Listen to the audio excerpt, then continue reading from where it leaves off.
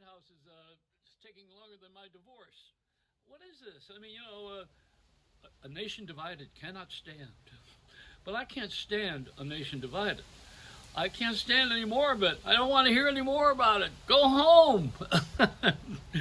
Why is it that we have? I don't get it. I mean, if you were a regular, just be a regular person watching this right now. If you were the president of the United States and you served a term, wouldn't that be sufficient for you to go home and say, I was the president of the United States of America? Do you have to rub this in everybody's face and have to have a second term? Where does this come from? This idea of counting votes. I think all the Senate hearing on the confirmation or the baptism or whatever they're calling this thing, this divorce, ought to take place in San Francisco because that's where they make sourdough bread.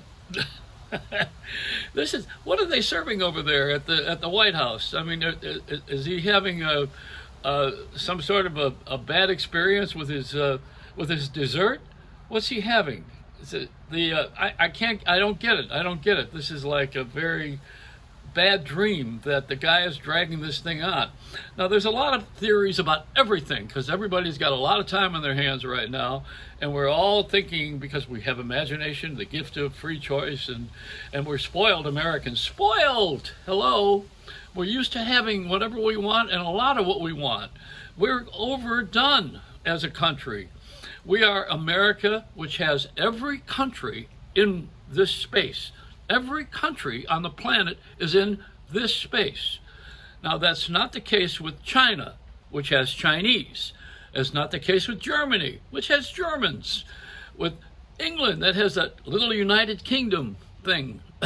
We have everybody. That's why we're going to win again, because everybody is here. And the reason everybody's here is because we can all get away with what I'm doing right now, which is to say exactly what you're thinking and not get killed necessarily. So what we're doing is we are dragging this bad movie to, it doesn't even have a sequel, this Trump thing.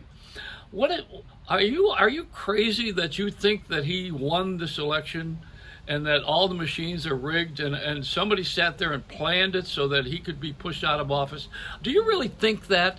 Or are you just mad that he didn't get in? Which is really probably the truth. How spoiled, a spoiled child. I didn't get what I wanted. And I'm gonna bite you and jump off of your lap, Daddy, because you didn't give me what I wanted to have. And I'm gonna do a professional pout right now. I mean, this is ridiculous. The whole country that of people who sit there and don't have the courtesy to mourn a loss. You have to mourn this loss. This takes a lot of thinking. It takes a lot of inside, where you go and you have your feelings. You got to touch with them and say, I don't like what happened. I'm unhappy about it. It doesn't feel good. Those are feelings. We're going to replace the national anthem with the song "Feelings," and we get up and all say and feel sorry for somebody who has everything. Can you imagine? You're feeling sorry for somebody who has everything you could ever dream of. Wake up. Come on. This is stupid. And the radio and television keep it going because they get commercials. If I bought everything on television right now, I would have the biggest warehouse since Jesus. I mean, I cannot believe that we are so commercial, so materialistic, so desperately needy for product in our lives. We actually have bigger storage bins than we have homes these days.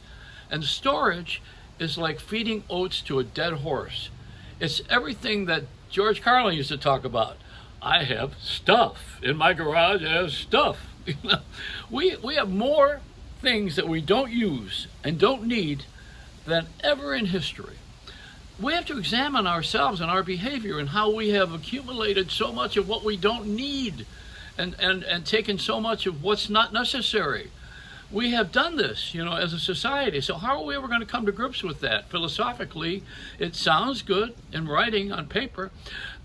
Wheel of Fortune and Jeopardy are the two biggest game shows on television. They've been on forever, and they're still on for what 30 years or something like that. We just lost Alex Trebek, who was a friend who I liked. But that's beside the point. You got two shows. You got Wheel of Fortune, you got Jeopardy.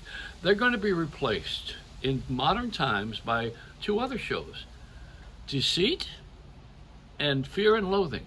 Those are the two game shows that really ought to be on television right now: Fear and Loathing and Deceit. We're doing a good job of that, and it should be reflected on television. Go ahead and create that format. You can have my permission to take it from me. But this is it. We're sitting here on the edge, living every day, waiting for this COVID virus to go away. It's not going to go away. You better wear a mask and you better separate. It does not take a holiday on New Year's, and to think that you could go and sit in a restaurant and go out with friends and party, you're a fool, because that disease does not. It's looking for you to do something stupid. That disease, while you're in here doing what you're doing and feeding that disease, it's outside doing push-ups, getting ready to beat you up. This disease has got to be cured by vaccination so far. And I would say that we should be not counting votes, but counting how many people are vaccinated. Do you count? Black lives count? I think we ought to all of us better start counting. And you can't research until you search. So don't call it research, call it search. And America needs a search party, not a Democrat or Republican party.